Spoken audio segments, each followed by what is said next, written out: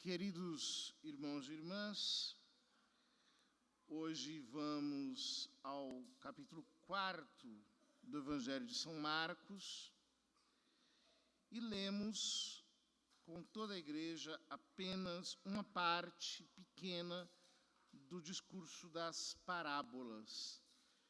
Todos nós sabemos que o Evangelho de São Marcos, diferentemente do Evangelho de São Mateus, é um evangelho muito mais concentrado sobre as ações de Jesus.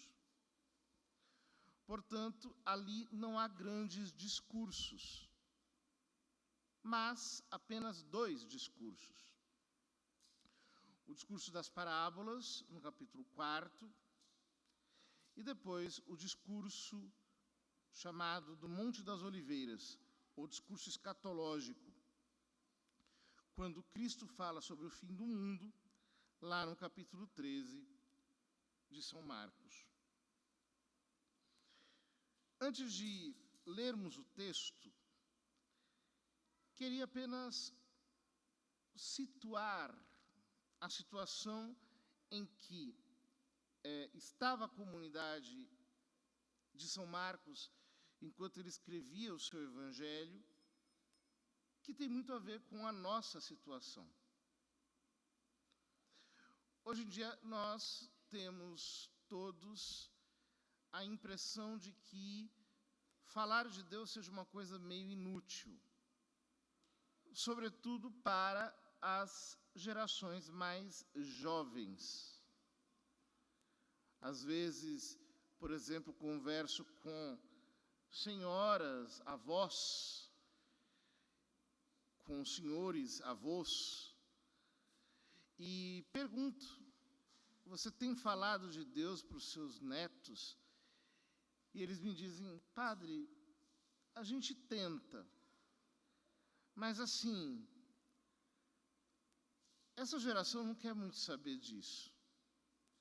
Eles querem saber de celular, eles querem saber de televisão, eles querem saber de outras coisas, de jogos, de videogame. A gente vai falar de Deus, eles dizem: tá bom, mas não estão atentos a isso. É mais ou menos a situação em que estava a comunidade de São Marcos naqueles dias.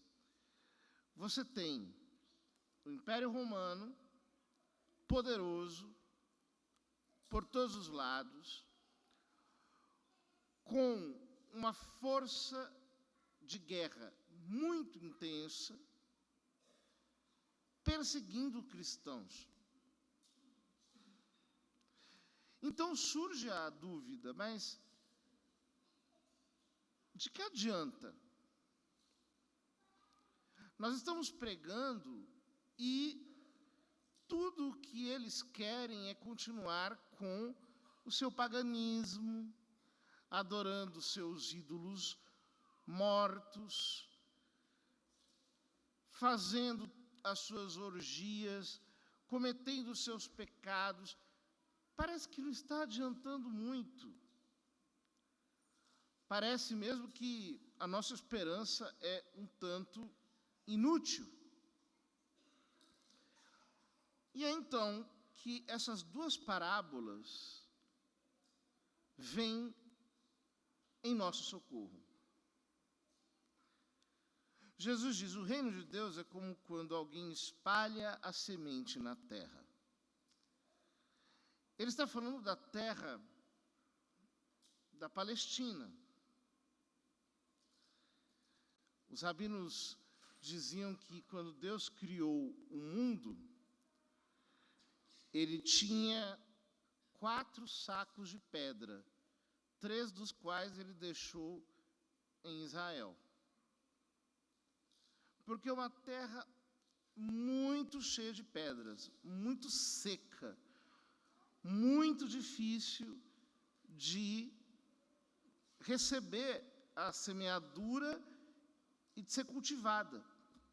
Ainda hoje, o Estado de Israel conseguiu transformar aquele deserto praticamente em um jardim. com todo um sistema de irrigação extraordinário, mas sem aquele sistema de irrigação, aquilo volta a ser um deserto. Por isso, semear em Israel não é a mesma coisa do que semear para nós. Nós precisamos fazer um buraquinho, nós de alguma maneira precisamos enterrar a semente. Em Israel, não. O semeador espalha a semente. Então ele diz, o reino de Deus é como alguém quando espalha a semente na terra. E vai dormir.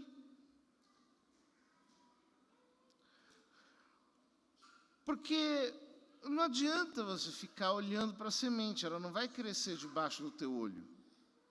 É loucura isso. Você precisa jogar a semente e deixá-la ali. Você precisa ter a confiança de um semeador que sabe que não adianta você ficar ali conferindo todo instante se a semente cresceu, se não cresceu, se germinou, se não germinou, se vai vingar, se não vai vingar, se vai dar certo, se vai dar errado. Você vai ficar louco. Essa ansiedade que hoje nós temos, que nos atrapalha no nosso trabalho de espalhar a semente de Deus.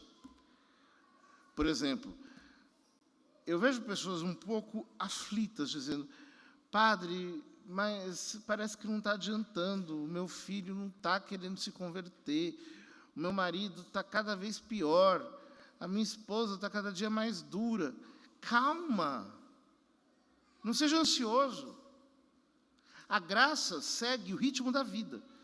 E o ritmo da vida não é o ritmo de um crescimento instantâneo. Aliás, quando acontece um crescimento instantâneo, isso não é bom. Por exemplo, me lembro que quando eu era criança, nós tínhamos um quintal onde havia umas coisas que a gente plantava. Da noite para o dia surgiu um fungo imenso, fungo venenoso. Porque é assim.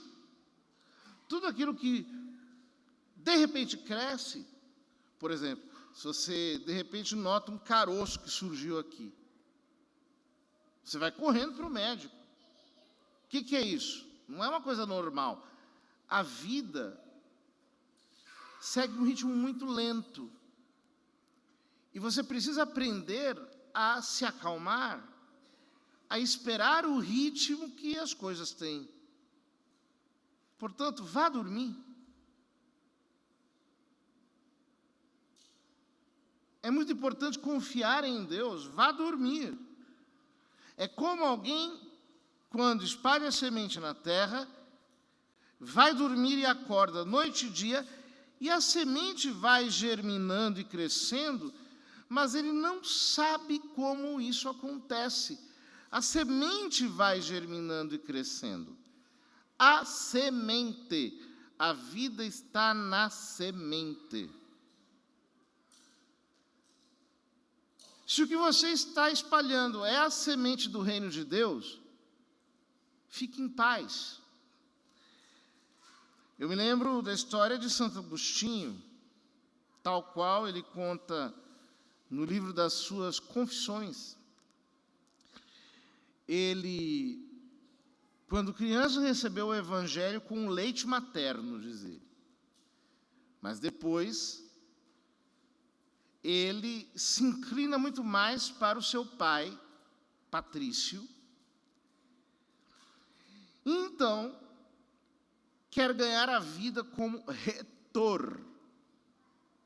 Ou seja, como um propagandista. Os retores, na antiguidade, faziam os mesmos papéis que, por exemplo, hoje fazem as grandes cadeias de comunicação. Ele vai para Milão estudar retórica, lá se joga numa vida de pecado. A sua mãe, em casa, reza, chora. Depois de um tempo, ele, estudando retórica, lê um trecho de Virgílio falando mal dos retores e louvando os filósofos. Então ele fica desconcertado, começa a estudar filosofia num desespero muito grande por encontrar a verdade. Começa se colocando a questão de se a verdade existe. E vai naquela busca desesperada. Depois, primeiro conhece a filosofia cética, depois entra para a filosofia maniqueia. Aí começa a estudar Platão e, de repente, estudando Platão, ele começa a se lembrar das histórias que a sua mãe lhe contava quando ele era criança sobre as Sagradas Escrituras, e, a partir daquilo, de repente, ele se converte. E se torna ninguém menos do que o grande Santo Agostinho. Ora, nós precisamos entender que a semente está sendo plantada. Santo Agostinho, lendo os retores, ou seja, fazendo o oposto daquilo que a sua mãe queria que ele fizesse, de repente se decepciona com aquilo. Você sabia que o pecado enjoa?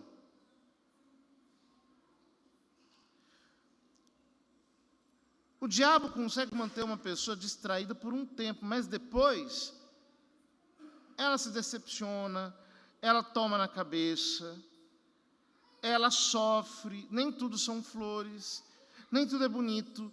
Às vezes você, com a sua atitude apressada de querer ver o resultado, está simplesmente reforçando, numa espécie de psicologia inversa, a má escolha do seu filho, do seu marido, das pessoas que estão com você.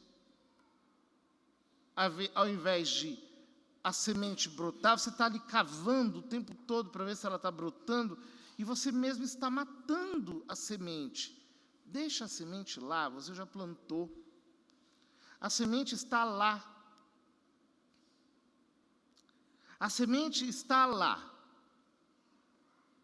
Agora é dormir, ou seja, rezar. É descansar em Deus. Mas Jesus diz: a terra por si mesma produz o fruto.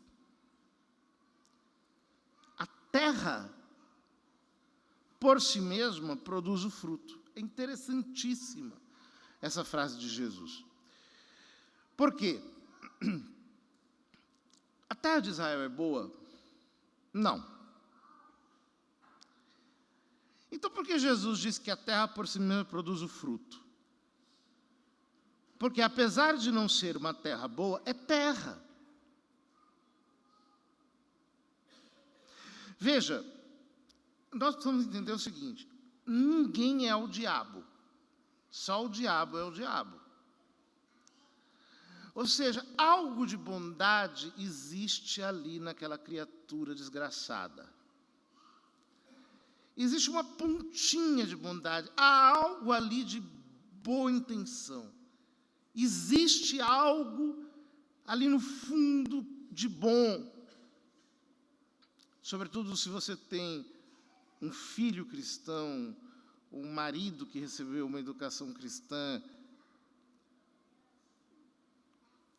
Ali tem alguma coisinha de boa. Ah, é que o senhor não conhece, padre. Ué, mas se você se apaixonou um dia por essa pessoa, quer dizer que alguma coisa de boa tem nela, né? Pois é. A terra vai produzir fruto.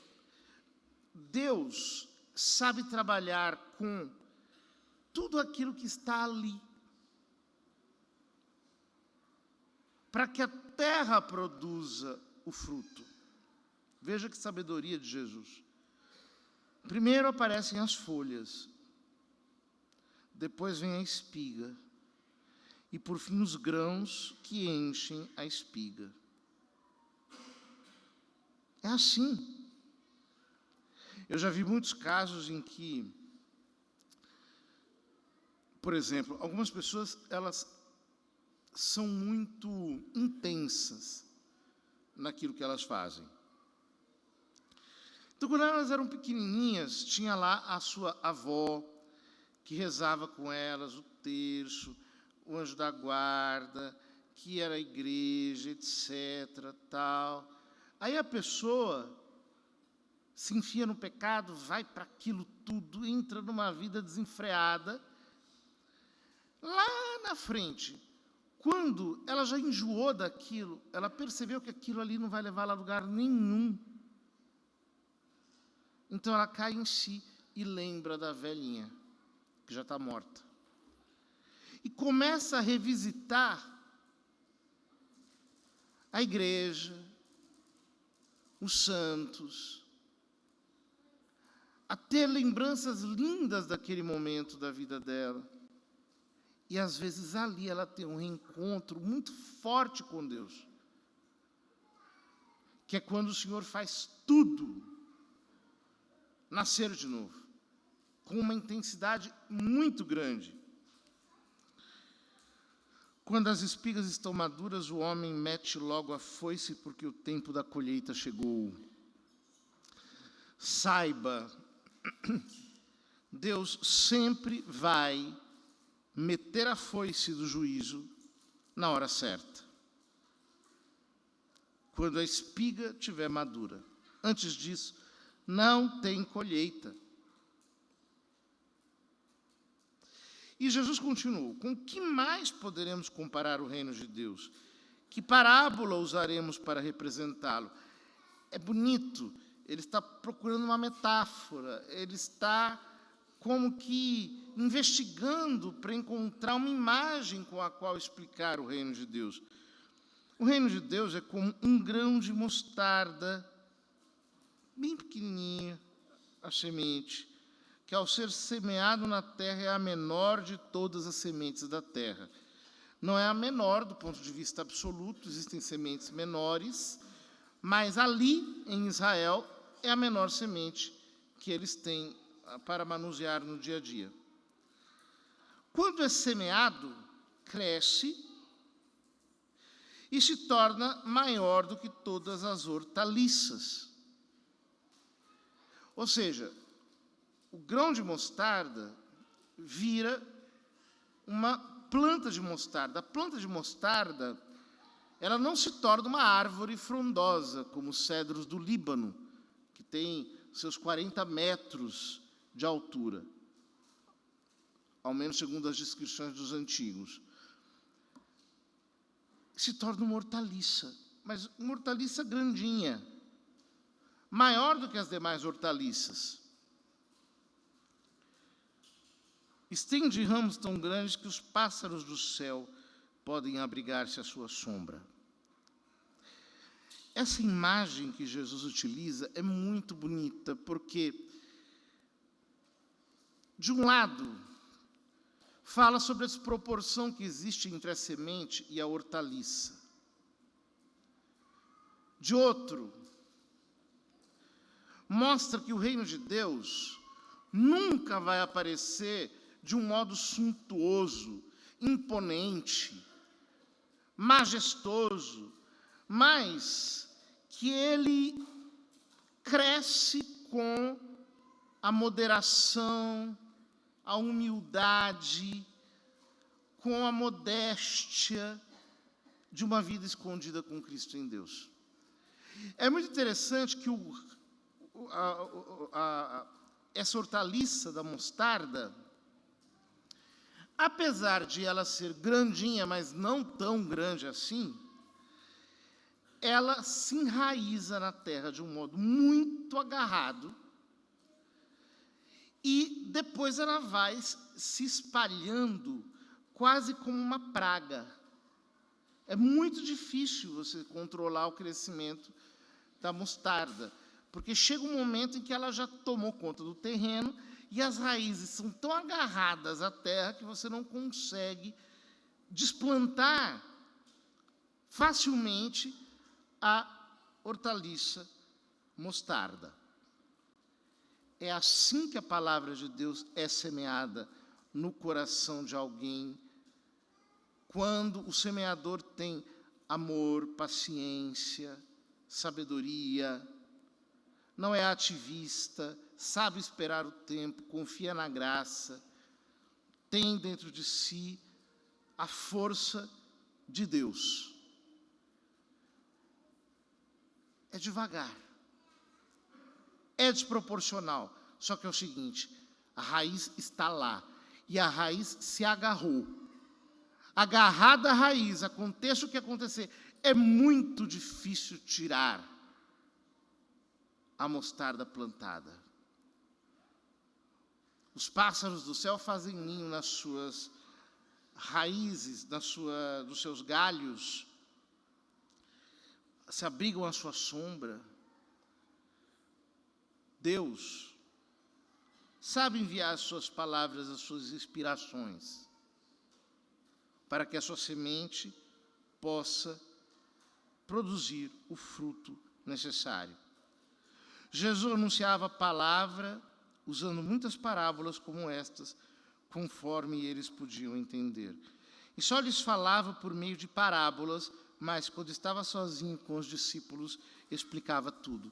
Jesus sabia falar em parábolas, aquela linguagem enigmática, que deixa sempre uma pulga atrás da orelha.